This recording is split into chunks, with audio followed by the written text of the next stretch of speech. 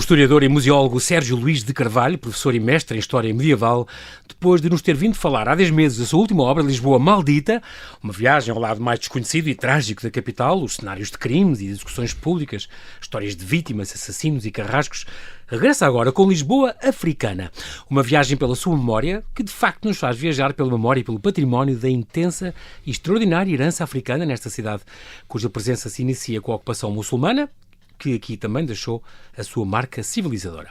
Olá, Sérgio, e bem-ajas por ter Olá, mais João uma vez Paulo. aceitado este meu convite. É sempre um grande prazer conversar contigo. Sempre um gosto ir cá. Já nem te apresento, mas gosto sempre de falar que este Anno Domini 1348 foi o teu primeiro romance, se não me engano. Sim. Já lá vão 30 e quase 5 romanos. Portugal no século XIV, assolado pela peste negra. E mal sabíamos nós que umas décadas depois uma nova peste iria tomar conta É verdade. nossa história. É cíclico. Sim, também acho que sim. Muito bem, e também nunca posso esquecer que tu estou a falar, além de teres dezenas de livros que saíram da tua pena, também estou a falar com o único autor de uma história de Portugal para crianças que saiu nos Estados Unidos. Saiu, eu creio, não de todo, que foi quase aquelas coisas que nos caem quase no colo. Aquilo foi, muito de bem, facto... Não, eu tinha essa história de Portugal para crianças há muitos anos, já editado cá em Portugal, pai neste momento posso dizer, pai com 22 ou 23 anos. Sim. E pronto, um dia a editora contactou-me a dizer que iam tentar colocar aquilo nos Estados Unidos, força, ok, muito bem. Claro. E passado um ano ou dois, de facto, houve uma editora de Nova York, Tagus Press, que está ligada, creio eu, a departamentos universitários de português, que publicou, daí o Tagus, exatamente, que publicou aquilo, a tradução nos Estados Unidos, e que eu saiba é a única história de Portugal para crianças publicada em inglês. Exatamente. Em português. Em português, neste caso em Sim, inglês, exatamente, a tradução. foi traduzida, claro. Muito bem. Estamos a falar de mais uma obra, esta Lisboa Africana, de uma série sobre Lisboa, que tu começaste já há 6 anos. É verdade. Passou pela Lisboa Nazi, Lisboa Judaica, Lisboa Árabe, Lisboa Maldita. Depois, com certeza que já sei que vai continuar. Vai certo? continuar, Mas já temos a Lisboa Africana, ainda estou à espera desta Lisboa oculta e Lisboa esquecida, ainda há aí mais Está planeado. Posso dizer que está planeado. Em princípio não será o próximo, claro que ninguém nos está a ouvir, não é? Só entre nós os dois. Exatamente. E o nosso público é sério e pessoas sérias não têm ouvidos. Mas está planeado, precisamente, com o Marcelo Teixeira, da editora Parsifal, que é o grande motor por trás desta coleção, e está planeado, enfim... Uma Lisboa mais oculta. Uma Lisboa mais escondida. Vamos enfim. deixar aqui no ar só este cheirinho e tal, para aguçar o apetite. Para já temos muito com o que nos entreter e também tem a ver com o apetite, afinal. Esta é a Lisboa, aletrias e coisas, já vamos falar disso. Esta é a Lisboa africana. Vamos então redescobrir uma cidade com séculos de história, de luzes e de sombras também. Há uma coisa que tu começas logo a distinguir neste livro que é, atenção, o que é ser africano não é sempre igual, porque isto começou, os primeiros africanos, no fundo, eram do Magrebe, eram mouros, magrebinos, não era? Sim. Portanto, estás a falar do século VIII. Claro. Até agora. Mas foi diferente, houve colonizações, descolonizações, édito de expulsão e expulsão, houve etc. Tudo. Quando nós falamos em África, africanos, nós pensamos normalmente na África Negra. Exatamente. Pronto, vamos falar as palavras como elas corretamente são. Exatamente. E pensamos em pessoas de pele escura, pele negra, mas isto é como tudo. Um magrebino, uma pessoa de Marrocos ou da Tunísia, não é necessariamente um negro, não é? Exato. Mas é africano. Claro. Isto é como aquela que já falámos nisso em anterior entrevista, a diferença subtil, mas que há entre ser árabe e ser muçulmano, que não são necessariamente coincidentes. E eu não podia começar a falar da presença africana em Portugal pela escravatura, porque antes já havia. Aliás, já havia a escravatura na Idade Média, se bem que aí, mais uma vez, fosse frequentemente os ditos mouros, não é? Exato. Então vamos começar pela Lisboa Árabe. O primeiro capítulo é precisamente sobre a Lisboa Árabe. E depois, então, já depois do édito de expulsão manuelino do final do século XV, passamos mesmo à grande Lisboa africana, que todavia começa antes. Exatamente. Portanto, o século XV é um século que ainda há mouros em Portugal, ou árabes, ou muçulmanos, repito, não são sinónimos, mas andam perto, mas já começa aí a grande presença daquilo que virá depois, mais tarde, a chamar-se, que é um termo que eu acho delicioso, a cidade de xadrez. Que giro. Porque havia em Durante o Lisboa, Império, não era? durante Sim. o Império, havia imensos africanos Essas negros raças. em Portugal. Sim. E Gente de muitas curioso, raças. Tive outro dia com um argelino que me contou, não, atenção, e vocês têm a mania de dizer que os árabes, os mouros não eram árabes quando vieram para cá, nós somos árabes muito depois. Os árabes só ficámos árabes muito depois, nós somos berberes, os berberes não são árabes. Exatamente. Toda esta zona do Magreb eram os berberes, e nós é que éramos, os mouros eram berberes. Exatamente. Não eram árabes, e vocês têm a mania, e é um bocado verdade. É completamente verdade. Há muitas pessoas que confundem. Pronto, eu até posso compreender essa confusão. É uma mas simplificação. eu gosto muito de dar este exemplo. Qual é o maior país muçulmano? É a Indonésia. Eles não são árabes. Pois não. Pois é, repara, Exatamente. hoje falamos, por exemplo, do Irão. Os iranianos não são árabes, São são persas. farsis, Exatamente. exatamente. Portanto, temos que ter um bocado de cuidado com as palavras. E essa definição, que às vezes as pessoas acham, eu sei muito bem o que é ser africano. Eu escrevi este livro, às vezes tenho dúvidas, não é? Não é, nem sempre é claro. E eu posso dizer-te que muitas das vozes da atual africanidade em Portugal já nasceram cá. Não é? Sim. São menos africanos por isso. Isso é uma pergunta que teria de ser colocada a eles. O que é que há de africano neles, não é? A Isabel Castro Henriques, por exemplo, que é uma historiadora especialista Exatamente, na presença exatamente. africana, fala nisto, Lisboas africanas, diz ela, porque há várias. Não é? Sem dúvida É nenhuma. muito curioso. Aliás, isto é a riqueza desta cidade, e há pouco estávamos a falar disso, é que há muitas Lisboas. Nós vamos escavando e aparecem-nos camadas de Lisboa antiga Exato. por todos os lados. É muito giro.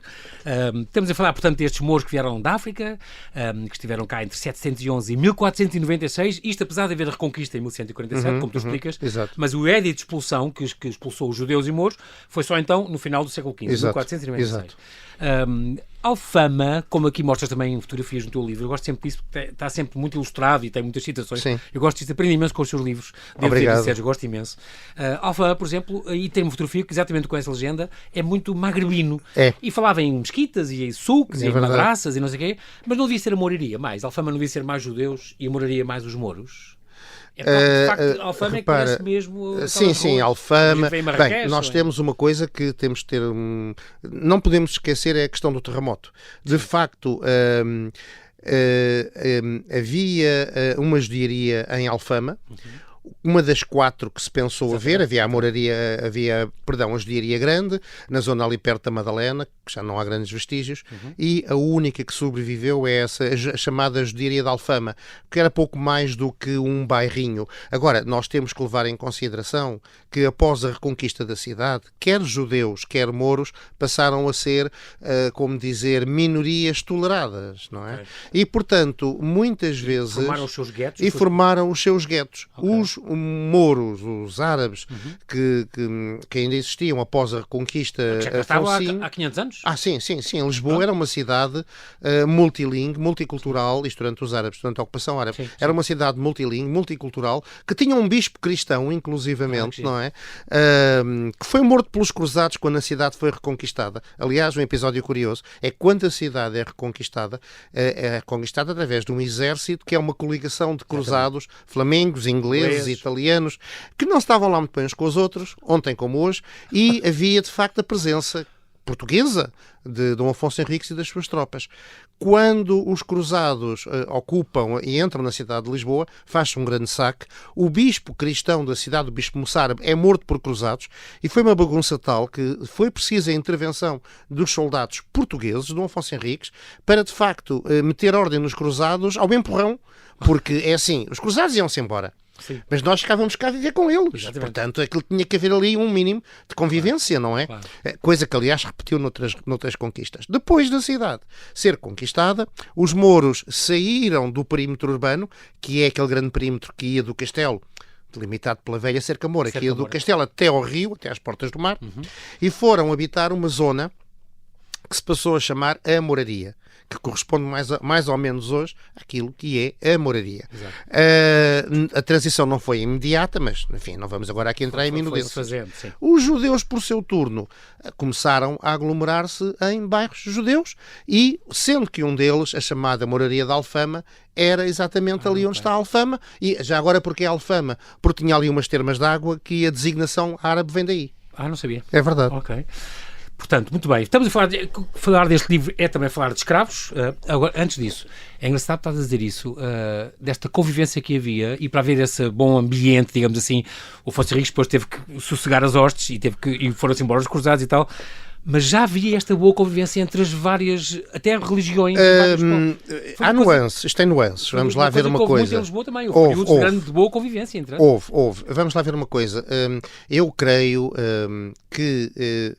por uma questão de alimentar a prudência, nós temos de ter alguma cautela quando aplicamos palavras, padrões de hoje ao passado, e isso depois vai gerar tremendos mal-entendidos, que é uma coisa dramática, e algumas patetices. E então, o que é que sucede? De facto, eu creio que, sendo prudente, aquilo que nós podemos designar é que havia um ambiente de tolerância.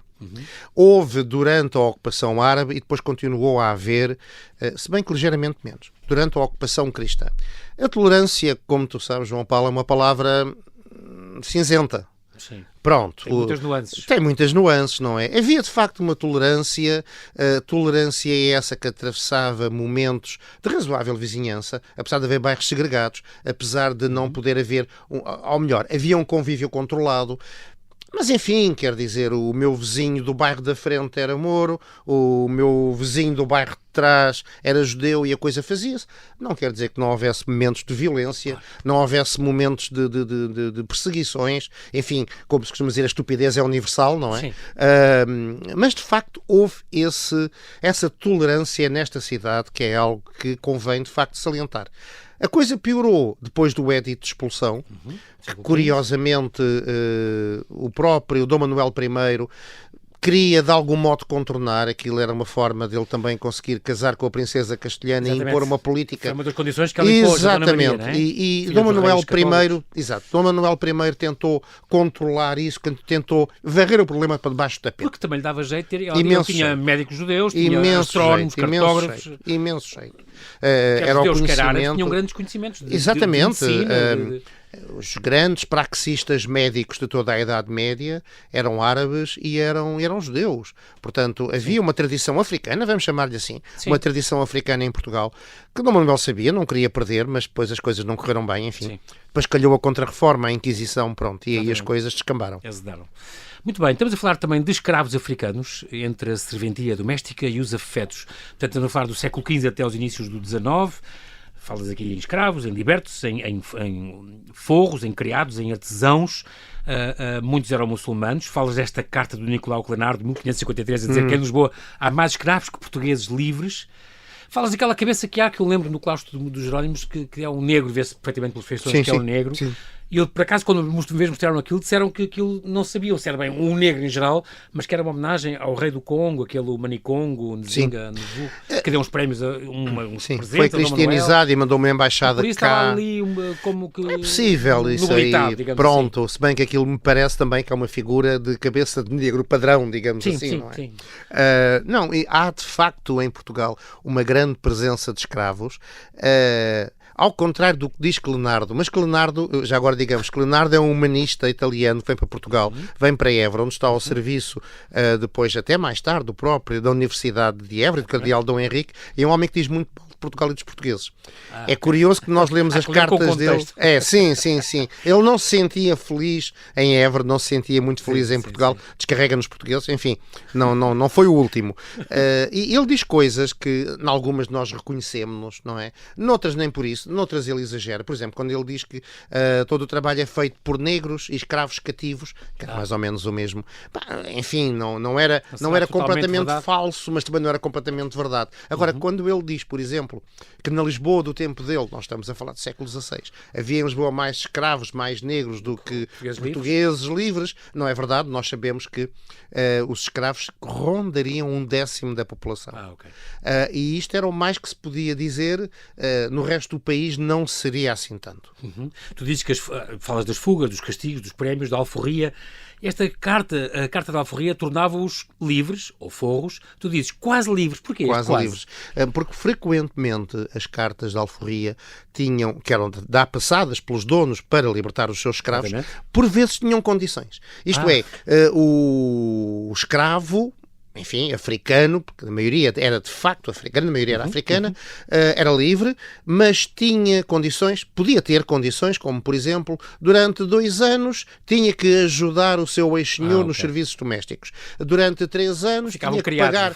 Sim, era ali uma situação de dependência e podia ser invertido se podia ser revertido se o dono achasse que o ex-escravo, que o alforriado, não cumpria com as suas obrigações. Nós não temos, de facto, notícias de grandes reversões a esse nível, pero class ai, não é? Como dizem nuestros hermanos. Eu não o creio, sim. Sim. E depois, para alguns deles, podia começar uma vida nova. O que é curioso, porque também nos leva à questão dos afetos. Porque é que um senhor liberta os seus escravos? E aí havia muitas razões. Podia ser, por exemplo, uma proprietária ou um proprietário velhote, para quem os escravos não lhe faziam já jeito nenhum, não lhe serviam serviço nenhum, libertava-os. Outras vezes, num caso mais dramático, era quando o escravo já era muito velho, já não podia trabalhar, então a alforria muitas vezes era pior para ele. Porque era tirado, era despejado para a rua, sem nada. Mas depois havia casos, isto é muito curioso, porque entramos no campo dos afetos, que era pessoas que tiveram escravos durante muito tempo e que ao fim de 20 anos, 30 anos, se afeiçoaram e libertavam a escrava. Alguns até lhes davam bens para eles poderem subsistir. Portanto, isto ou é para terem assim. O seu negócio, há histórias dessas. Exato, histórias dessas. Por isso é que eu disse há bocado, o que é sensato, temos de ter cuidado ao aplicar categorias atuais a tempos antigos e, sobretudo, ao lidarmos com os afetos. Porque uma coisa é o que a lei diz, outra coisa é o cotidiano, é a realidade. Havia, de facto, proprietários de escravos que punham as escravos a trabalhar para eles como escravas de ganho, a vender a letria pelas ruas. Acho que era muito cobiçada, era uma muito coisa cobiçada. Olha, eu devo ter uma costela africana que é uma doce favorita ainda. Mas havia escravos que abusavam e engravidavam as pobres das escravas. Havia. Mas depois também havia ao mesmo tempo gestos de muito boa vontade e de boa fé para com escravos que é curioso observar. Portanto, uma coisa é o campo da lei. Outra coisa são os afetos. Outra coisa são os afetos. E aí, aí as regras são um bocadinho diferentes. Exatamente. Muito bem. Sérgio Luís Carvalho, nós temos que fazer aqui um brevíssimo intervalo e já voltamos à conversa. Até já.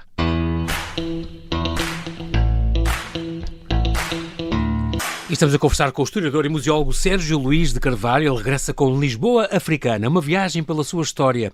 É um livro, de facto, que nos faz viajar pela memória, pelo património da intensa e extraordinária herança africana na capital, cuja presença, aliás, inicia-se com a ocupação muçulmana, já há 1500 anos, há 1200 anos, e que aqui deixou também a sua marca civilizadora. Estamos a falar aqui na parte dos escravos, nesta altura, os ofícios típicos que tinham os africanos em Lisboa, desde a expansão até o século XIX. Muitos artífices, falas nisso, os vidreiros, os sapateiros, os cordoeiros, os oleiros, azulejeiros, alfaiates, ourives, mas também havia letrados, como os físicos, os boticários, falas nisso. Sim. As famosas calhandreiras, não era? As famosas calhandreiras, cujo termo ainda vem até hoje como escovilheiras. Eram as criadas, é verdade. Bom, isto agora estará um bocadinho em desuso, mas antigamente, pelo menos, eu lembro de ser miúdo e ouvia-se dizer a vizinha é muito calhandreira. Isto é, metia-se na vida dos outros. As calhandreiras eram as escravas ou criadas negras, geralmente negras, das casas privadas, das casas dos senhores, ou mesmo de instituições que, lembremos que não havia casas de banho, não havia fossas. Era o tempo da água vai, quase, não era quase, mesmo... era mesmo o tempo da água vai. E então os despejos eram acumulados em grandes cestas, as calhandras, que elas punham à cabeça e que iam despejar ao tejo. A vazão das negras, a vazão das pretas. Exatamente. Era a zona próximo do rio, a vazão das pretas. E então elas levavam aquilo à cabeça, não é?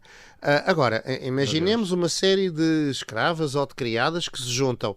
Provavelmente começam a ratar nas casacas umas das outras e a contar o que é que se passa lá em casa, e assim as calhandreiras ficavam com o nome de pessoas que se metem na vida umas das outras, não é? Os aguadeiros também havia, há muitas histórias aqui que te contas dos chafariz de El Rei e dos chafariz do Andaluz, por exemplo. Exato. Não sei se ainda existe, ele é o Pedro Marquês.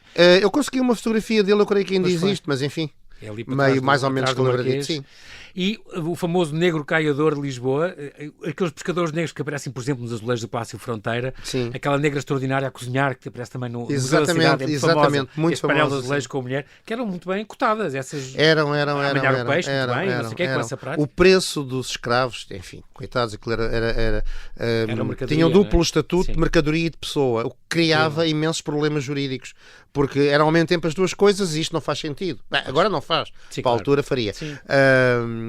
Bom, e então os preços variavam conforme a idade, logicamente, conforme a força, saúde, a condição claro, física, claro. a saúde, O sexo. as mulheres eram muitas vezes mais caras que os Mais homens, valorizada. Era? Não sabia. porque reproduziam. Sim. Claro, portanto, era um investimento para o futuro, Tu não é? falas aqui, eu fiquei muito espantado com isto. Os empreendedores de escravos, havia homens, e aqui diz, filho de escravo, um filho de escravo era muito valioso, era automaticamente escravo. Claro. E portanto há aqui esta carta deste clérigo do Papa, do Pio V, se não me engano, de 1571, a falar disto. Era um estes negócio. garanhões que iam mesmo emprenhar. Sim. Era um negócio. Como se fosse o boi cobridor. Exatamente. Eu, por acaso, eu confesso, quando estava a escrever este livro, bom, das várias coisas que li, não tinha noção disso. Sabia que, de facto, havia donos de escravas que abusavam delas e as engravidavam, pronto. Agora, o empreendedor de escravos, eu fiquei a pestanejar, a olhar para aquilo, realmente aquilo era... Mas pronto, quer dizer, partindo do princípio daquele universo esclavagista em que, infelizmente, se viveu durante tantos séculos, aquilo fará perversamente o seu sentido, não é? Era de facto um universo em que os escravos eram efetivamente, como eu disse, ao mesmo tempo, era um ser semovente, ou seja, era um objeto semovente, movia-se.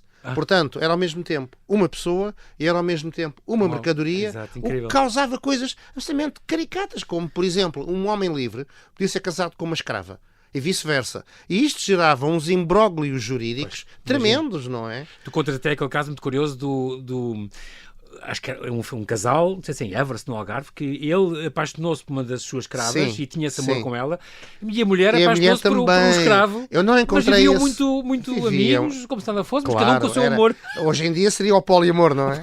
Exatamente. Bom, repara, por acaso, há um caso, que é o caso, esse caso é de Évora, eu não encontrei esse caso para Lisboa.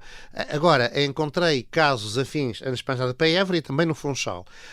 É assim, quer dizer, Lisboa era muito maior que Évora, era ainda muito maior que o Funchal, portanto não custa pensar que houvesse casos desses em Lisboa, como em todo o reino. Vamos lá ver uma coisa, em casamentos muitas vezes combinados, não é? Em que havia escravos jovens do sexo masculino, escravas jovens do sexo feminino por casa. Era quase natural para muita gente aquilo era uma tentação, não é? Exatamente. É muito engraçado, porque, só para relembrar uma à parte, os livros são sempre muito curiosos por isso, porque tu documentas-te muito bem, e então, como historiador que és, e então apesar de ser escrito para nós, público em geral, e não é, tu fazes questão de dizer isto, não é uma obra académica para os meus pares, mas é uma pessoa e depois tens muitas histórias, vais buscar muitas histórias que nos entretêm imenso, está muito bem documentado, com muitas histórias curiosas. Eu acho que isso é útil porque faz com que entremos no espírito do tempo. Exatamente. Também havia músicos, agora há várias profissões boas que eles tinham, que falas aqui, os músicos, o Dom Manuel tinha músicos moriscos, o famoso charameleiro Jacomo Feio do Duque de Bragança, aquele quadro de Malhoa, que também tem aqueles os pretos de São Jorge, que ainda havia na procissão do Corpo de Deus até há poucos anos. Até ao século XX, não é? Sim, até ao século XX entrou. O Bordalo retrata-os. Exatamente. Há várias revistas do princípio. A Ilustração Portuguesa, que é fabulosa, também os retrata. Havia uma grande... músicos. Havia músicos e dançarinos. Sabes, foi sempre uma tradição que foi sempre muito associada aos africanos de Lisboa, que é uma coisa que eu acho maravilhosa e que hoje em dia, quando nós ouvimos excelentes músicos e cantores de origem africana, nem sei como chamar, eles são portugueses, mas de origem africana, de raiz africana, e que cantam também esta tradição, eu acho que é uma coisa riquíssima, é uma coisa muito bonita, que vem desses tempos em que, e isto é curioso, isto que eu vou dizer não pode ser lido, e hoje em dia é tudo muito melindroso, como tu sabes, exatamente. Não pode ser lido como um elogio da escravatura. Era só o que faltava. Mas há testemunhas que garantem que, enquanto os portugueses eram cinzentos, estamos a falar do período da expansão, eram cinzentos, eram macambúzios, os pretos, apesar de vestidos com farrapos serem escravos, pareciam que estavam sempre alegres, sempre a dançar. Tinham coisa... o ritmo do sangue completamente. Exatamente, é uma força telúrica tremenda. É uma força telúrica tremenda. Não se veja aqui qualquer tipo de menosprezo da escravatura. Por amor de Deus. Não, agora, claro, o que é um facto é que há eu não sei, nem sei se a palavra existe, uma teluridade nestas pessoas que é... Que vem da África, não é? É Brasil, fabulosa. Com o tráfico de escravos que passou ao Brasil, também é muito perfeitamente rico, fabulosa. Apesar de muitas vezes das bordoadas que as vidas lhes dá, Sim, têm completamente. Como também se nota na religião. Exatamente, e isto filia-se na extraordinária música que hoje em dia se faz por alguns músicos de raiz africana e que nós estamos, que ouvimos todos os dias. Exatamente. A propósito dos lazeres e das danças, agora estou a falar agora a atual Kizomba, por exemplo, havia umas danças, havia umas proibições nos tempos livres. Houve uma altura que bailar e folgar não podiam em certas partes, a certas alturas, andar com paus, jogar às laranjadas, não sei o que é isto, andar com farelos ou com fogo, e aquelas danças mais lascivas que eles chamavam as cheganças. Onde eles davam batucus e umbigadas. E umbigadas, sim. O lundum, que eram umas danças que o Dom Manuel proibiu e tal. É muito curioso porque eles tinham também estes costumes já na altura de dançar muito. Quando nos seus tempos livres, e apesar de nós acharmos que escravo não tem tempos livres, eles iam tendo alguns tempos livres. Claro. Tempos livres esses também eram simultaneamente protegidos e depois enquadrados pela própria Igreja. A Igreja teve sempre uma posição tremendamente ambígua em relação à escravatura. Pois. É curioso. Falas nisso. É curioso. Condenava oficialmente, os papas condenavam desde 1400 e tal, havia bulas contra isso e tal, mas porquê que a Igreja então não os libertava? Vamos lá ver uma coisa, conveniência. No fundo. Tinha vários? A Igreja era dos maiores detentores de escravos em Portugal. Mas ao mesmo tempo condenava... Ao mesmo tempo condenava oficialmente, a Igreja... A lógica da Igreja para com os escravos era... A primeira coisa que queria era cristianizá-los, batizá-los, etc. Exatamente. Depois tentava protegê-los. Várias confrarias dos homens pretos que havia em São Domingos, e houve outras, tinha essa missão de os proteger. Por exemplo, uma coisa que a Igreja dizia era que se uma escrava se sentisse assediada pelo seu dono, tinha inteira liberdade para sair da casa, para fugir, ir para uma confraria ou ir para uma igreja. Claro que isto era no papel. Não é? Na prática isso não acontecia. Agora, nós dizemos isto. Então, mas a Igreja tentava proteger os negros, estava a cristianizá-los, aliás, era o primeiro requisito, mas depois ao mesmo tempo tinha escravos, como era. E era uma posição ambígua da Igreja, que ela própria teve dificuldade, na minha opinião, em lidar com. Sim. E então usava um argumento curioso, que era, é claro que eles devem ser libertados.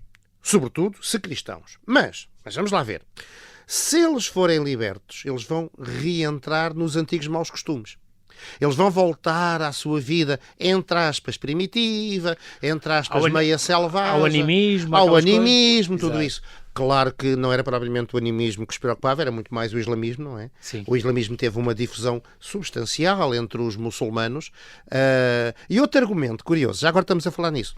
Porque é que a Igreja, muitas vezes, condenava tão fortemente e condenava os maus tratos nos negros? Bem, em primeiro lugar, porque era uma violência, mas depois tinha outro argumento curioso. É que, se um dono de escravo bate e maltrata os seus escravos, o que é que os escravos pensam?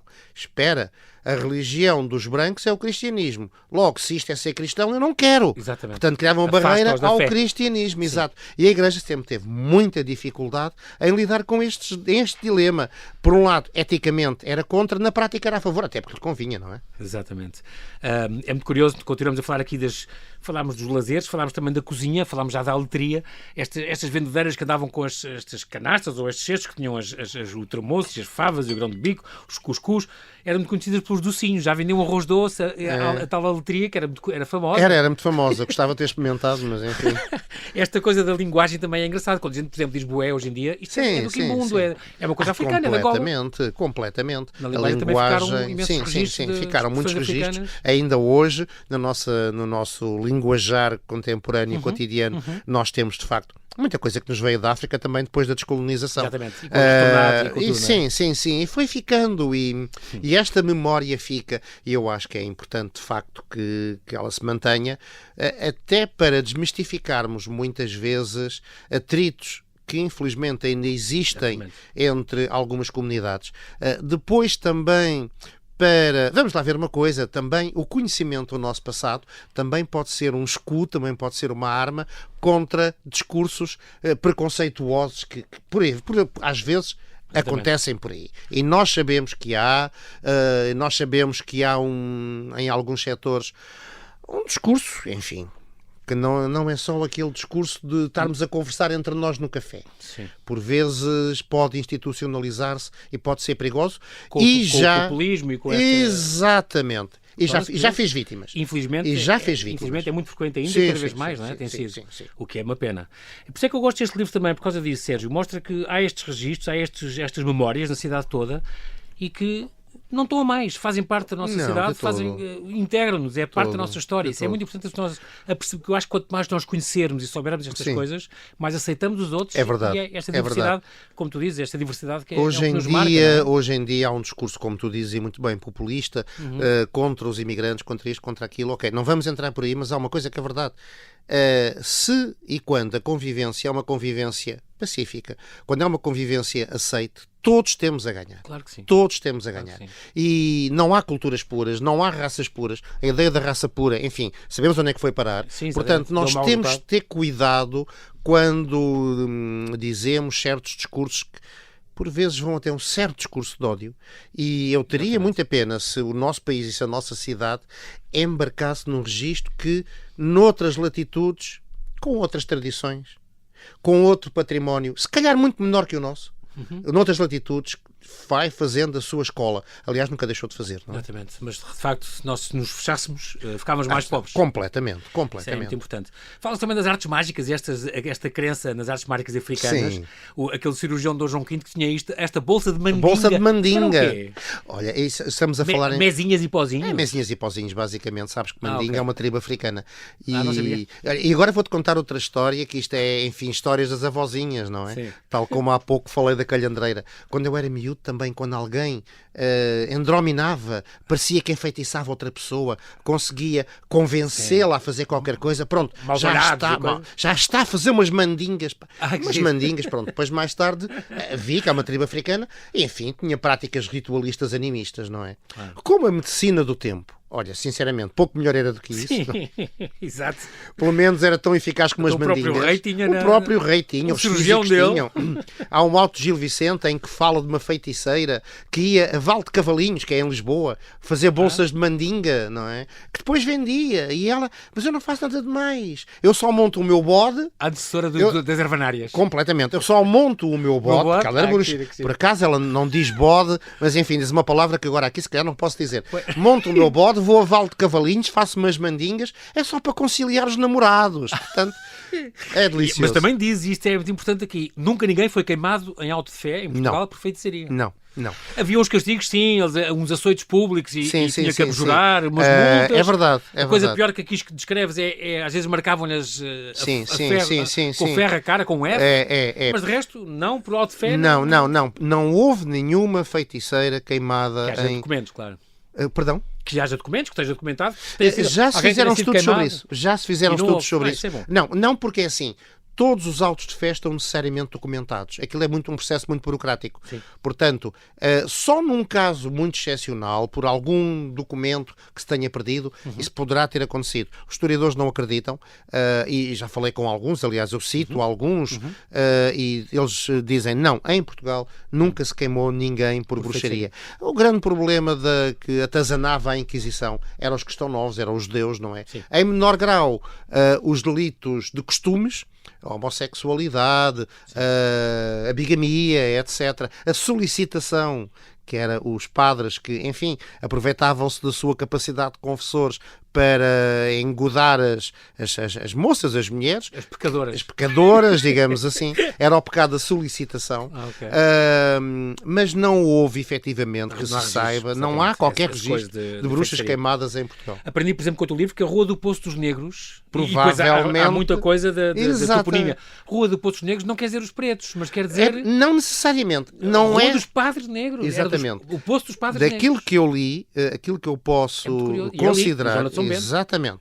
Daquilo que eu li, daquilo que eu posso considerar depois daquilo que enfim, que registrei, que escrevi, a minha opinião é, eu estou convencido a 85, 90%, que de facto o Poço dos Negros não tem nada a ver com raças, um poço para o qual se atiravam os pretos que tivessem sido mortos, daí o Poço dos Negros. Nada aí faz sentido, para já, porque nem que eu os enterrava assim. Aquilo nem sequer era uma vala comum, era um poço. Depois, se os escravos eram, e a grande maioria era cristianizada, não se sepultavam. Ia-se para valas comuns, mas isso era usual. O próprio Camões. O próprio Camões foi sepultado numa vala comum. Portanto, agora... Não seriam os negros, seriam então os... Eram os frades negros. Os hábitos o negros hábito era negro dos frades. Exatamente, os beneditinos. Onde é o Parlamento, que era um convento. É ao lado. Era um convento beneditino. Exatamente, onde está o convento, era o convento dos frades beneditinos, cujo hábito era negro, e portanto era o poço que eles dispunham para a população. Era a Rua do Poço dos Frades Negros, Rua do Poço dos Negros. Esta é a minha convicção, salvo melhor opinião, enfim, é o que eu acho. Falas depois então dos homens de destaque, os deputados, em 1918, na Primeira República temos aí dois casos de deputados negros. E o médico José de Magalhães. Eu lembro-me que já naqueles quadros muito famosos de Lisboa quinhentista, já tinham uns cavaleiros da Ordem de Santiago que eram negros. Tinha. É um caso engraçado, porque aparece um fulano tremendamente bem ataviado, havia concorrentes e tudo, mas depois havia cavaleiros. E depois havia um cavaleiro que pensa-se que era um bobo da corte manuelina, que era extremamente bem considerado. Aliás, deve dizer-se que nessa altura os bobos, e isto até ao século XVII, XVIII, eram muito bem considerados nas cortes ibéricas e não só. Bobos, anões, enfim, porque tinham uma liberdade de linguagem, uma alegria que não era permitida, que não era permitida aos cortesãos, não era permitida aos fidalgos. E muitos eram considerados, como foi o caso desse, cuja história eu conto, e que chegou a receber o grau de cavaleiro da Ordem de Santiago, não é? E muitas pessoas espantam-se, mas quem é aquele? Pois bem, eu conto a história dele no livro.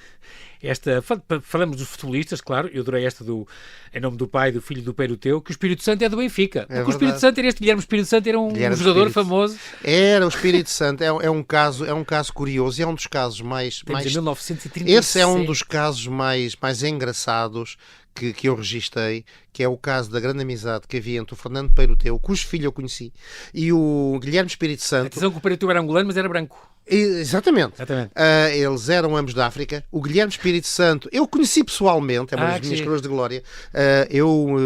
Uma vez, ao inaugurar uma exposição no Estádio da Luz, uma exposição que atualmente já não existe, o Guilherme Espírito Santo ele morreu poucos anos depois, e eu acompanhei o Espírito Santo. E depois, no final da exposição, fui levá-lo a casa. Ele morava em Cacilhas e eu tive a sensação que estava a levar a história no meu carro. Exato. Mas a amizade entre ambos é perfeitamente deliciosa. Eu acho que é exemplar. Porquê? Porque o Peruteu era uma das glórias dos 5 violinos e do Sporting. Exatamente. E o Espírito Santo, que foi o primeiro jogador negro a representar uma seleção nacional, jogava no Benfica. E nessa altura havia aquela rivalidadezinha entre ambos, que sempre houve, entre ambos os clubes, e havia entre os jogadores, mas quem é melhor? É o Peruteu ou é o Espírito Santo?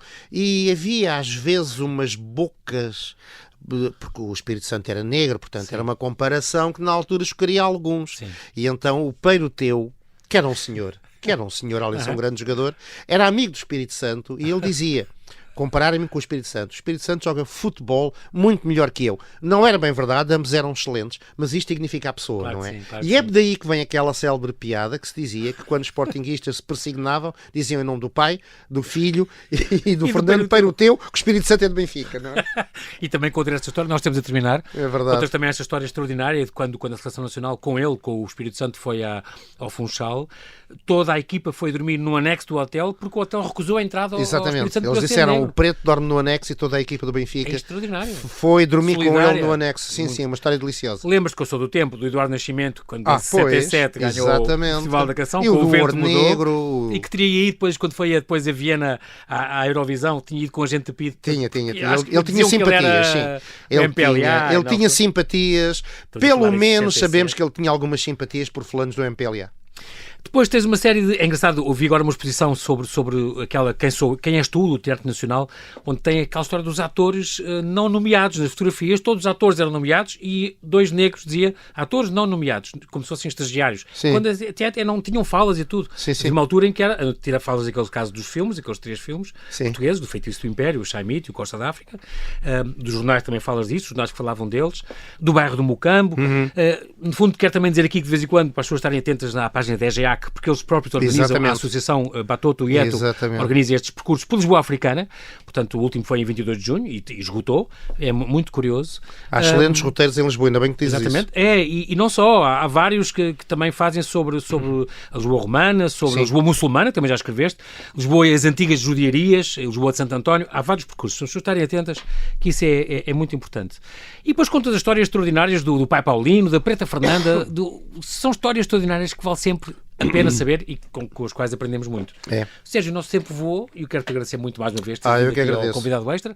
Ficamos à espera então desta tal Lisboa mítica que vem lá, é a próxima obra. Peço desculpa, não será a próxima, mas será das próximas. Tá bem, Prometo, fica e combinado. serás o primeiro a saber, como sempre. Bem-ajas. João Paulo, obrigado, bem-ajas. Muito É um obrigado. prazer. Até breve.